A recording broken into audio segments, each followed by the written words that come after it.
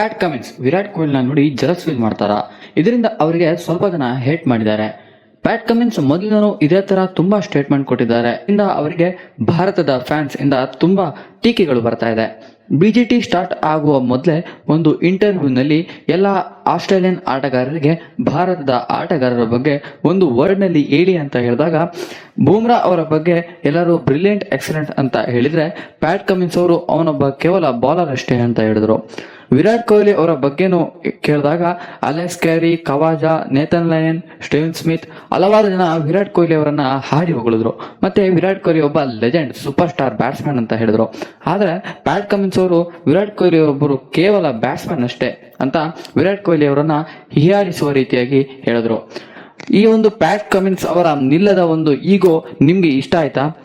ನೀವು ಆದ್ರೂ ಕೂಡ ಅವ್ರನ್ನ ಸಪೋರ್ಟ್ ಮಾಡ್ತೀರಾ? ಇದಕ್ಕೆ ನಿಮ್ಮ ಒಪಿನಿಯನ್ ಅನ್ನ ಕಮೆಂಟ್ ಮೂಲಕ ತಿಳಿಸಿ. ಧನ್ಯವಾದಗಳು.